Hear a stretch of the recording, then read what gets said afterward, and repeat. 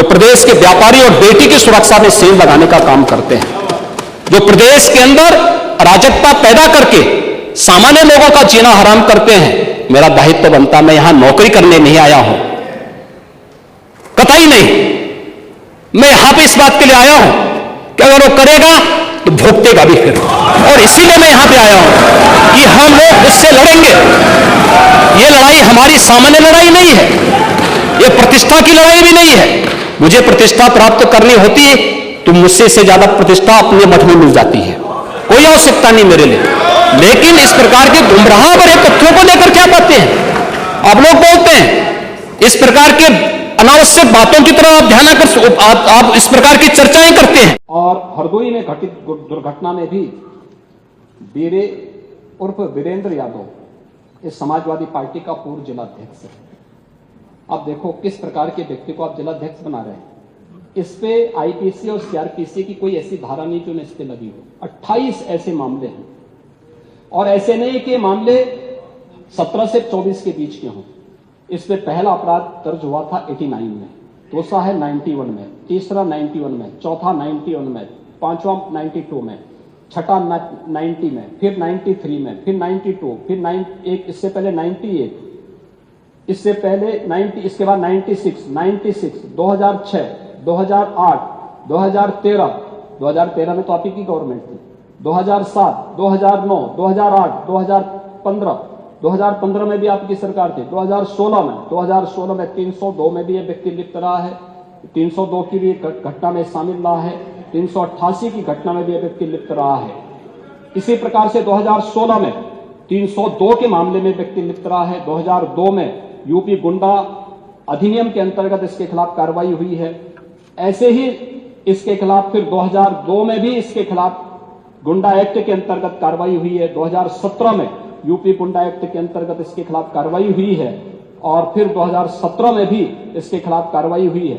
28 इस प्रकार के मामलों में व्यक्ति लिप्त है। समाजवादी पार्टी का पूर्व जिलाध्यक्ष है। कल एक अधिवक्ता की हत्या सरेआम इसके द्वारा करवाई गई है, और इस प्रकार के अपराधियों को आप कहते हैं साहब गोली मार रहे हैं, क्या माला पहनाएंगे क्या? कि जो गोमती नगर की घटना है, उस घटना में भी हम लोगों ने जवाबदेही तय की है। उसके अपराधियों की सूची भी मेरे पास आई है। ये अपराधी हैं, पहला अपराधी है पवन यादव, दूसरा अपराधी है मोहम्मद अरबाज। ये सद्भावना वाले लोग हैं, यानी सद्भावना, अब इनके लिए सद्भावना ट्रेन चलाएंगे, इनके लिए बुलेट ट्रेन चलेगी, चिंता मत करो। और उस बुलेट ट्रेन की तैयारी की जा रही है, और इसीलिए महिला सुरक्षा हमारे लिए सर्वोच्च महत्व रखता है। हमने इस बात को पहले दिन कहा है, कोई खिलवाड़ करेगा तो उसका खामियाजा भुगतेगा। हम लोगों ने इस बारे में हम लोगों ने आश्वस्त किया, एक एक बेटी को, एक एक बहन को हम लोगों ने इस बात के लिए आश्वस्त किया है।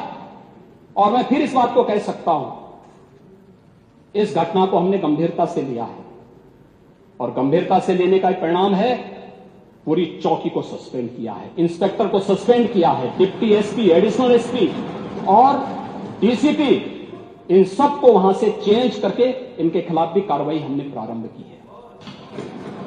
अयोध्या का यह मामला है जिसमें अयोध्या में मोइन खान, जो समाजवादी पार्टी का नेता है, अयोध्या के सांसद की टीम का सदस्य है, 12 वर्षीय एक नाबालिग बच्ची के साथ दुष्कर्म का कृत्य में शामिल पाया गया। अभी तक समाजवादी पार्टी ने उसके खिलाफ कार्रवाई नहीं की है। मैं ये नहीं समझ पा रहा हूं कि ये सब क्या है। अब क्या ये कोई समाजवादी पार्टी ना बोले? आपका एक्टिव मेंबर है, आपके सांसद के साथ बैठ रहा है, खा रहा है, उनके साथ चल रहा है, लेकिन इस प्रकार के, और यह अति पिछड़ी जाति से जुड़े हुए एक बालिका से जुड़ा हुआ मामला है, और इस प्रकार की घटिया हरकत में वह लिप्त है, लेकिन तब भी उसको हल्केपन से उड़ाने का काम होता, यानी हल्केपन से लेने का काम होता है। ये घटनाएं क्या दिखाती हैं? कल ही हरदोई में एक दुर्भाग्यपूर्ण घटना घटित हुई, और हरदोई में घटित दुर्घटना में भी बीरे उर्फ वीरेंद्र यादव इस समाजवादी पार्टी का पूर्व जिलाध्यक्ष है। अब देखो किस प्रकार के व्यक्ति को आप जिलाध्यक्ष बना रहे हैं। इस पे आईपीसी और सीआरपीसी की कोई ऐसी धारा नहीं जो इस पे लगी हो। 28 ऐसे मामले हैं और ऐसे नहीं कि मामले 17 से 24 के बीच के हों। इस पे पहला अपराध दर्ज हुआ था 89 में, दूसरा है 91 में, तीसरा 91 में, चौथा 91 में, पांचवा 92 में, छठा 90 में, फिर 93 में, फिर 92, फिर इससे पहले 98, इससे पहले 90, इसके बाद 96, 2006, 2008, 2013 में तो आप ही की गवर्नमेंट थी, 2007, 2009, 2008, 2015 में भी आपकी सरकार थी, 2016 में 302 में भी यह व्यक्ति लिप्त रहा है, 302 की भी घटना में शामिल रहा है, 388 की घटना में भी यह व्यक्ति लिप्त रहा है। इसी प्रकार से 2016 में 302 के मामले में व्यक्ति लिप्त रहा है। 2002 में यूपी गुंडा अधिनियम के अंतर्गत इसके खिलाफ कार्रवाई हुई है। ऐसे ही इसके खिलाफ फिर 2002 में भी इसके खिलाफ गुंडा एक्ट के अंतर्गत कार्रवाई हुई है। 2017 में यूपी गुंडा एक्ट के अंतर्गत इसके खिलाफ कार्रवाई हुई है और फिर 2017 में भी इसके खिलाफ कार्रवाई हुई है।